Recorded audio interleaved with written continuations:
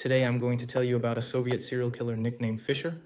Imagine the mid-1980s, the twilight of the USSR. The country lives between the parade on Red Square and shortages in the stores. Against this backdrop in the prosperous Moscow suburbs, boys start to disappear. Not street kids, not troublemakers, but ordinary children from good families. They leave home and never come back. The police search, parents go out of their minds, and the press stays silent. Crimes like this don't happen here, but a sense of horror is already in the air, a horror that will later be given a name, Fisher. And now imagine a suicide victim. You don't see a pale psychopath from the slums. In front of you is a respected man, a retired senior police lieutenant, later the deputy director of a private security company, a member of the Communist Party, a model family man, a father. His name is Sergey Golovkin.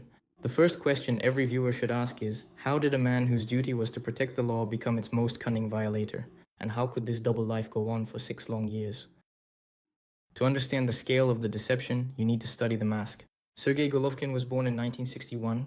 His childhood in the Moscow suburbs was marked by one key trauma. At the age of 7 or 8, he fell into a pit on the grounds of a leather factory where decomposing animal carcasses were lying. He spent several hours there. What could such an early, intense encounter with mortality, with death and decay, do to a child's psyche? Did it make death for him not an abstraction, but something almost ordinary, tangible? He served in the army, and in 1979 he joined the traffic police. It's important to pause here. He wasn't an ordinary police officer, he was a traffic police inspector, a man in a position of authority. He stood on the road with his baton. Drivers feared and respected him. He saw the system from the inside, its bureaucracy, its weak points. In 1981, he left the service, but not just anywhere, he was promoted.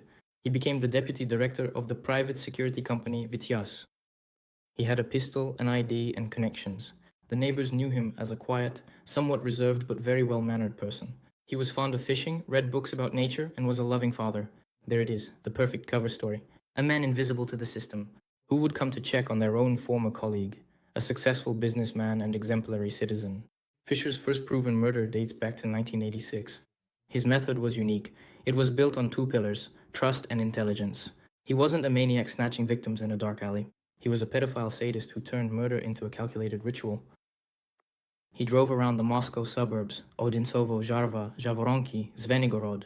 His targets were boys aged 9 to 16, often those who wandered alone near the forest or at the bus stop. He openly looked for the curious ones.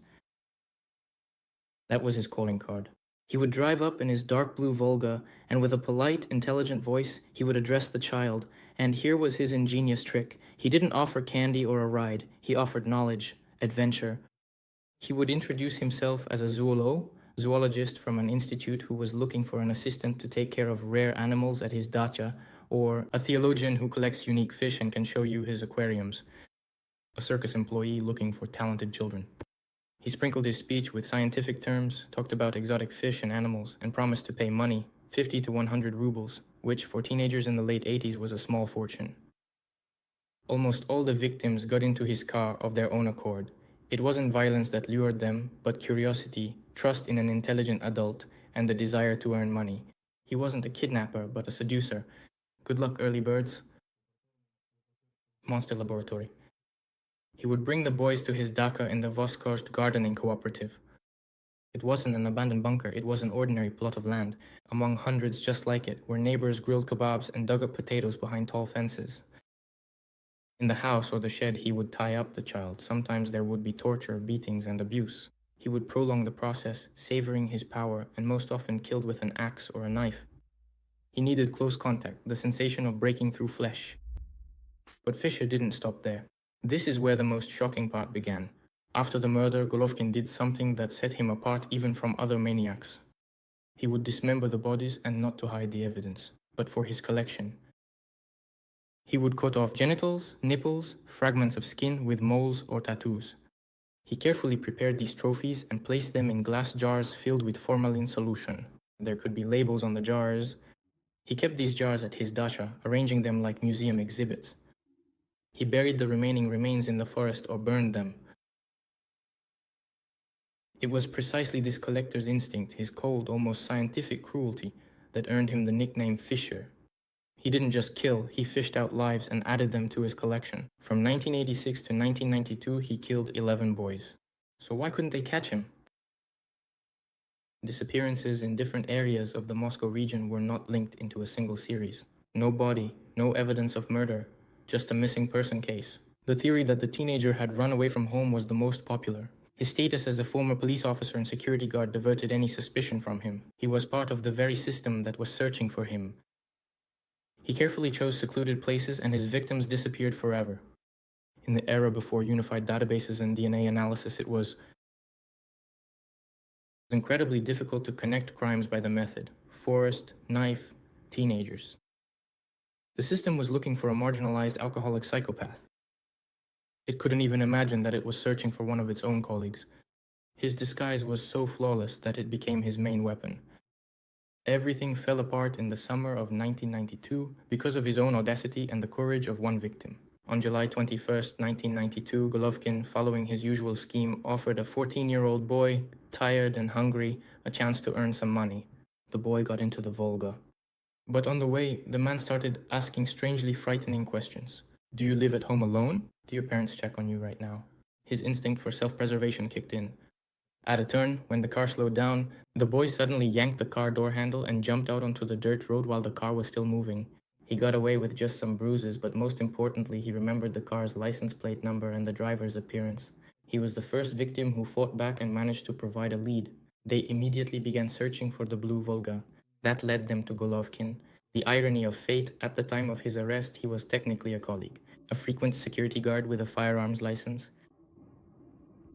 When the investigators arrived at his dacha in Zavoronki on July 28th, they still didn't know what they would find. What they saw shocked even the most seasoned experts. On the shelves and in the closet stood glass jars, inside them preserved fragments of human bodies. 11 jars, 11 exhibits in his collection. They also found the victims' clothing, torture instruments, knives, axes, saws, and most importantly, Golovkin's diaries. In these notebooks, he didn't just describe the murders, he gave his victims nicknames like Redhead and Fatty, meticulously recorded details and his own feelings, as if he were keeping a field journal for research. Pause for a question: why did he keep these diaries? For a person with his mindset, this could have been a way to bring order to chaos, to systematize his achievements, to relive the thrill once more, or to leave behind evidence, a testament that he existed not as a worthless clerk, but as a powerful creator of life and death. Was this a subconscious cry for recognition? During the investigation, Golovkin initially denied everything, but after seeing the photographs in his jars and diaries, he broke down and started talking.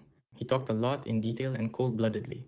His confessions resembled a report, circumstances with details without emotion. He led investigators through the forests, showing them the burial sites.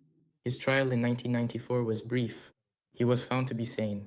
The examination diagnosed him with a sadistic personality disorder, but this did not absolve him of responsibility. He was sentenced to death. On August 22, 1996, the sentence was carried out. According to those present, he behaved absolutely calmly. His last words, if there were any, have not been preserved for history. So what does the Fisher case leave us with today? The most terrifying predators don't roar. They smile and speak our language. Golovkin didn't use force, but rather the authority of an adult, children's curiosity and trust in his status. This weapon is more frightening than a knife. Evil can wear a mask for years, appearing as a model family man and a successful professional. A social facade is no guarantee. The case revealed a monstrous gap between different regions and services in the USSR. There was no information exchange, no profiling. The maniac was caught by hand. His collecting raises the most difficult question for us. What drives a person who not only kills but seeks to keep a piece of the victim to systematize evil? Where is the line between morbid passion, sadism, and some perverted form of creativity? Fisher was not insane, and in the usual sense he was rational, calculating, and aware of his actions. He created an alternative reality for himself, where he was not Sergey Golovkin, a minor clerk, but a demiurge who collected human destinies. And in this reality, he was the king. Fisher's story is not just a crime chronicle. It's a reminder that the darkest abysses are often hidden not in the slums, but behind the neat fences of suburban neighborhoods, in the souls of those we consider our own. A final question for you viewers. What is more terrifying in such a crime? Its brutality or its cold, systematic mind that turns murder into a hobby? And can we, looking at the seemingly perfect people around us, be sure that we know what's going on in their minds?